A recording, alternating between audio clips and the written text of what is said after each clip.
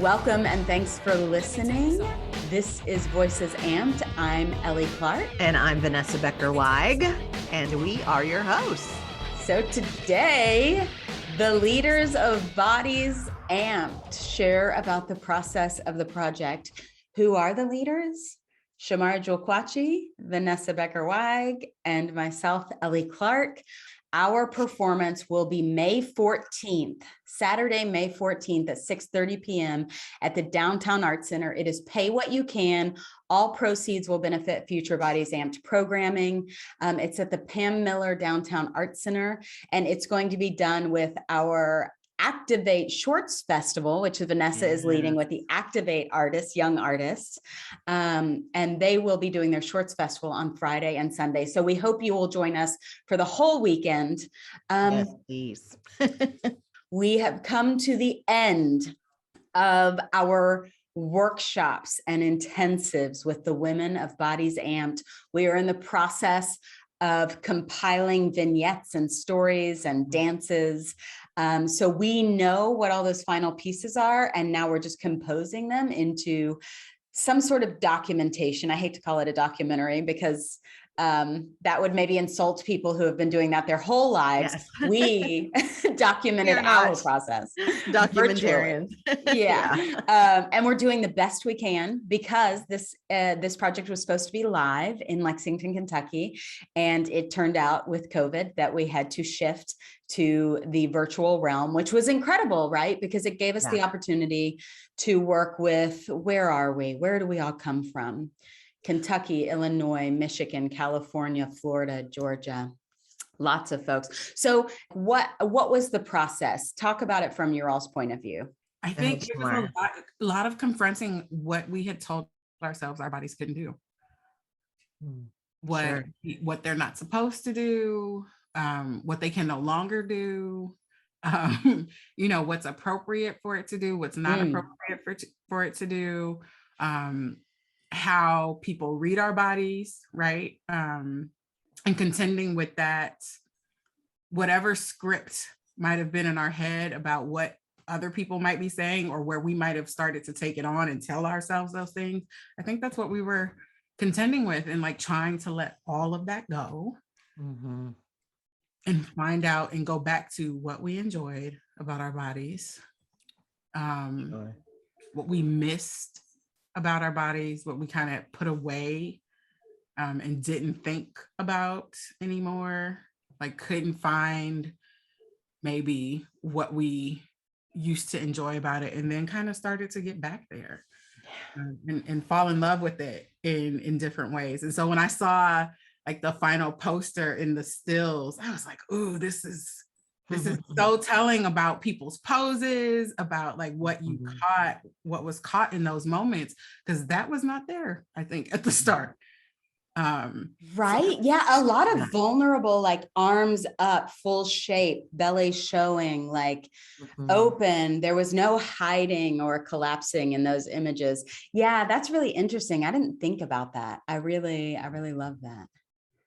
Well, I think too, thinking back to the beginning stages, it was certainly about getting to know our bodies again, but also just, getting to know each other and establishing that trust that we could all take this journey together for sure in the beginning. And I think that actually being over Zoom helped that. I think it provided a little bit of a safety zone for some folks, and just to think about where we were in the beginning, and just not everyone was ready for certain things, and I felt like we did do a nice job of just letting people be where they were at and do what they needed to do to take care of themselves. And so to think about how far some of these amazing women came, and all of us did, even though those of us who are used to performing and, moving our bodies, I know, for me, I learned a lot, and I was like, oh, I can still do that. I might be sore in the morning, but I can still do it. Totally in those moments of, oh, I'm not sexy anymore. You want me to do what? And I'm like, I have a whip in my hand, I have a hat on, and I'm like, woo, maybe I am. So we did writing prompts, which a lot of people are familiar with what those are. But Shamara, talk about your idea to bring in these Galen Hooks prompts that are more geared towards movement. Yeah, so Galen Hooks is one of my favorite kind of body storytellers. She is a dancer, she's trained, she's worked with lots of amazing people, Neo, Janet Jackson, Rihanna. I mean, like, she's done a lot of contemporary work, and she's extremely versatile. I've seen her do, like Broadway. I've seen her do pop. I've seen her do jazz. She taps. She does hip hop. So her range is tremendous. Yeah. But one of the things that I saw her do in an intensive is to give dancers prompts to tell the story with their body, right? And so much of what, like, professional dancers, what she says to them in these intensives is like, when you're on a job, you're telling a story, but it's usually someone else's story, right? So you have to fit your body into somebody else's story that they figured out for this video or this script, right? And so the intensive allows for you to play and have creativity and you to tell the story. So the dancer, for her, it keeps dancers sharp. So even if you're working with somebody else's choreography, you find little ways to fit yourself in. But you won't do that if you're not used to being able to tell different stories, right? And so, she'll give a prompt like, dance like a moth attracted to a flame. And you don't have control over the song, right? Which is very similar for, like, working dancers. You might not have control over one element, but this element you have control over, and do it. And so I was like, what if we brought that to Bodies Amped? Yes. And what is that gonna look like when, when people who don't have, or may have had, extensive dance training in another life, right? So years kind of removed from it, or who don't do it often, or who are creative in one kind of storytelling, but not in another, have to tell a different kind of story. And I was like, oh, this is gonna either hit great, or it's gonna, not be so great, but we're gonna learn something from it. So, and we did. It was amazing what we all came up with. And to see it, the Vantage, I know we were very, very sad about Zoom being kind of where we had to live, but the advantage is that we got to see it from a very different angle than we would have had we not been, had we been in a room together. And so to see it, to watch, because sometimes we do it together. So to watch how people are collaborating, not in the same room, but telling these phenomenal stories was so amazing to me. I was so excited that people were like, okay, I'm going to commit to it and we're going to do it. And we got some great stuff. Well, and I loved once we kind of landed in the final 10, I loved the camaraderie that really came together, and it, I know Ellie and I have talked about this, it showing up and feeling that need to show up and that desire to show up, because it was filling our cups. Yeah. And I think that goes for, not to speak for everybody, but I know for a lot of people that Wednesday was filling their cup. Yeah. Yeah. And what showing up means, because it's something I'll admit about myself that I don't like about myself, but I have to have ownership of it now, is I'm so much more inclined to show up for other people because I feel an obligation to other people than I show up for myself. Sure. Like, if it was just for me, it'd be easy for me to quit. But since, like, we're kind of leading the project, it wasn't an option. So my inclination to show up because of you all is much stronger than to do something good for myself. So it's constantly a balance of learning the lesson of, if you keep showing up for yourself, right? Because once we were engaged creatively and we were sharing our stories too, it was showing up for myself a lot and holding myself accountable to show up prepared, telling my story, doing what I'm asking of these women to do. And it's a learning experience creatively, but also it tells you a lot about yourself, And Shamara, what you said in our last workshop when we did a little sharing with just family and friends, what did you say that your friend said to you? Like, walk in your power? Like, yeah, walk in your power. Don't leave the arena to the fools, right? It's a saying that we say over and over and over again. And Lucille Clifton, I think, said it to her and some poets when they were younger, that you cannot leave the arena to the fools. Like, you have to stand in your power fully and just show up. And Ellie, same. Like, it's very easy for me to be like, oh, I'm not gonna do this if it's for me, to be consistent. But if it's other folks having to show up, but I think exactly what you said, like what I started to see is that folks started showing up. It was helpful that we built space and created a space that was comfortable, so that folks could be vulnerable. But I think as we kept going, like, folks, okay, like, let's see what I can do this time, or let's see, like, push myself a little bit further each time. And folks started showing up, not just for each other, but also for themselves in this very beautiful way. Yeah. So how do you think, if you could define how that unfolded, building that atmosphere where folks feel like they can share? Because we were getting to some harder hitting stories pretty late in the game there, because we didn't know what the story was going to be yet. And we ended up just throwing structure to the wind and being like, tell whatever you want to tell, we'll put it together somehow. What do you think, what was the foundation that we laid to get some of those stories that might not have happened otherwise? Well, I think I've thought about this a lot in some of the other work that I do, but one of the things that I think helped to lay that foundation is that we also, as leaders, we brought things to the table. Like, we brought our vulnerability, and we shared. And because sometimes I feel like folks who are leading, they share their gifts of like teaching something, but how often is there a reciprocal sharing of like your authentic self and your stories and your gifts, and you are having to hold yourself accountable, like you were talking about, Ellie, like you're having to show up for all of these people and show up for yourself. And so it's like, I didn't feel like we were asking anybody in the group to do anything that we weren't going to do. Yep. So I thought that was a really, really important step that helped to shape what this ended up being. Agreed. I think that's the number one thing that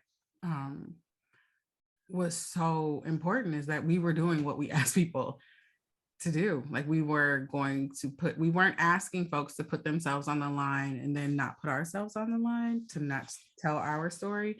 And I think when folks can see that, and see the vulnerability that takes, but also the humility, right, that takes, it allows them to extend grace, but also to ask for it in this very reciprocal way, and where it might not have if it were set up otherwise. Like, if we were just asking for something and then not giving, it would have set up this hierarchy. And so I think that us being just as vulnerable and us being just as open and willing to kind of put ourselves out there made it that much easier for folks to do the same. And I'm going to throw this out there. I don't know that we need to discuss it too much, but I did, some of our writing prompts, we did like a haunting, which sounds, it just turned into something that I never expected it to. Write about a time when you were taken to your knees, write about being a warrior or when you went to war. We wrote about inheritance and legacy and radical self-love. We wrote like superhero songs and superhero prologues, but all of those writing prompts, pretty much for each person involved, came back to that one story or that one event or this one thematic chord that just seems to run through their life, which I found fascinating.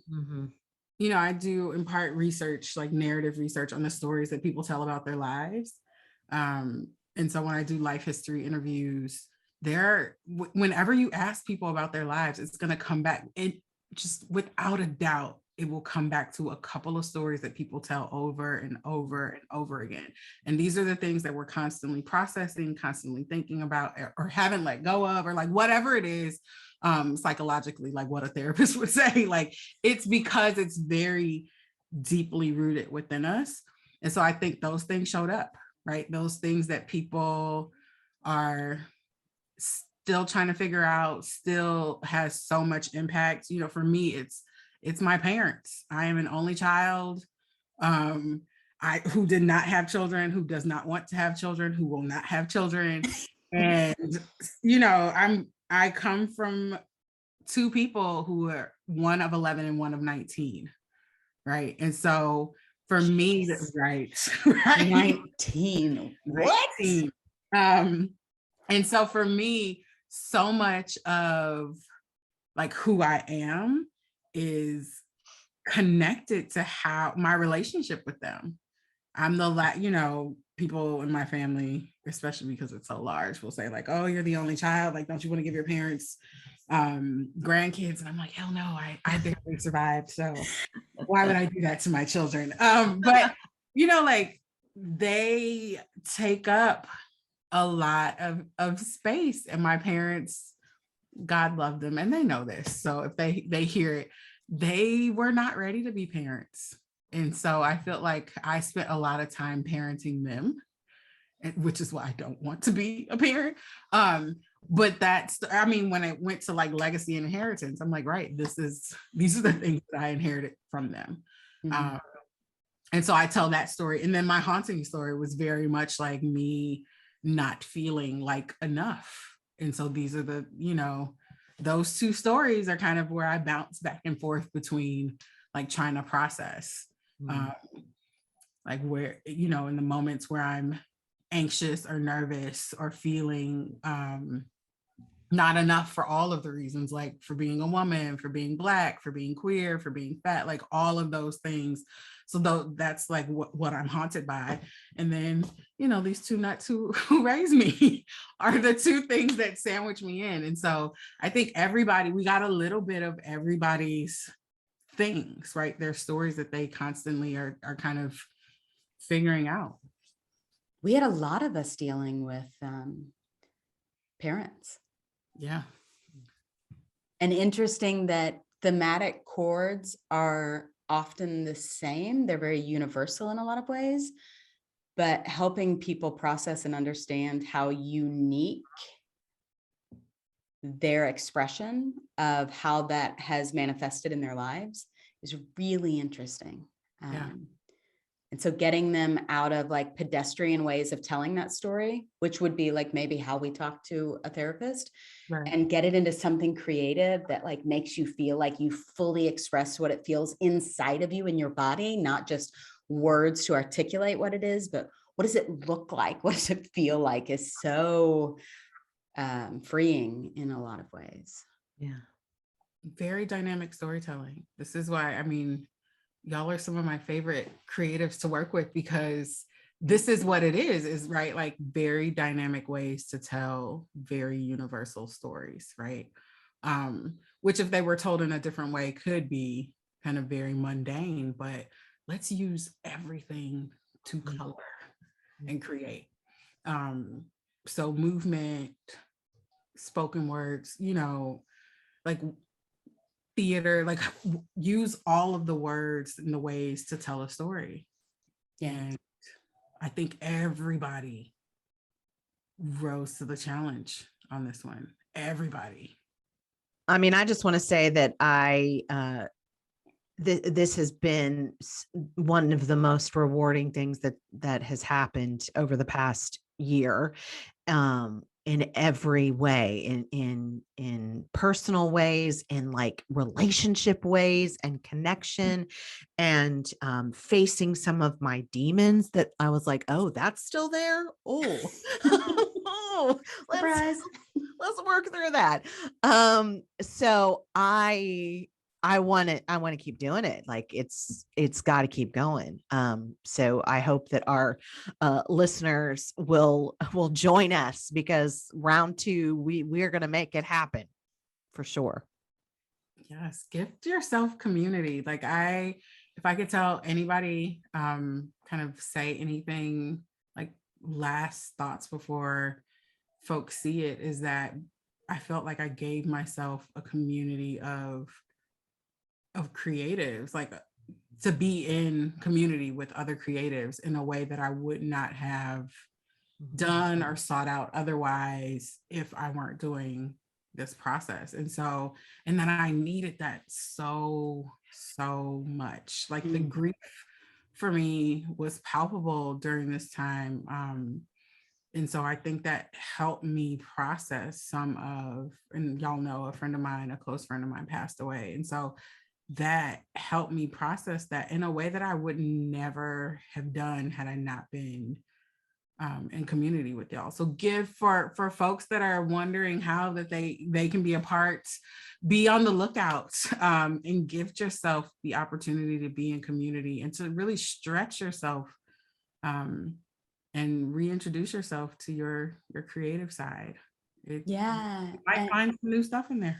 I feel so protective of our process that it's going to be, like we were talking about before I hit record, so protective of our process and our experience on this journey together with this group of artists and collaborators, that it's the hardest part is sharing in the end, because you're like, that's 5 minutes of a plethora of things that happened over 8 months, right? It's such a finite product, or such a simplification of the huge journey we took, that it scares me a little bit for that to be the thing we show, when I'm like, there was so much happening in the space. So the community is the thing. And then this documentation that is maybe 45 minutes of a summation of all this is going to be exciting to share, but also scary, because we know there's so much more behind it. Yeah. So thank you all. Just to remind everyone, performances are May 14th, 6:30 p.m. at the Downtown Arts Center in Lexington, Kentucky. Pay what you can. Several of our participants are from all over coming in, from California, Georgia, Illinois. So we will have a good representation of our participants, and we hope you will join us and come support these women who really, really confronted their creativity and made something beautiful happen. And we will welcome and invite you at the end to bring your creativity. We'll have a talk back, and we might invite you to do a little amping of your body. Thanks for listening. For those of you new to the podcast, we are Voices Amplified, and you are listening to Voices Amped. You can check out our work or support us by visiting voicesamplified.net. Our work generates brave and equitable spaces for storytelling by underrepresented voices in dominant culture. We support and partner with organizers, thought leaders, and arts activists across the United States. Our team is me, Ellie Clark, and co-founder Vanessa Becker-Weig, as well as the incredible Dr. Margaret McGladdery and Jenny Benavides. You can follow us on Facebook or Instagram at Voices Amped. We love feedback, so shoot us an email at ellie@voicesamplified.net. That's ELLIE@voicesamplified.net. If you or someone you know would like to be a guest, reach out. As always, thanks for your support, and remember, be curious, be courageous, take up space, and make some noise.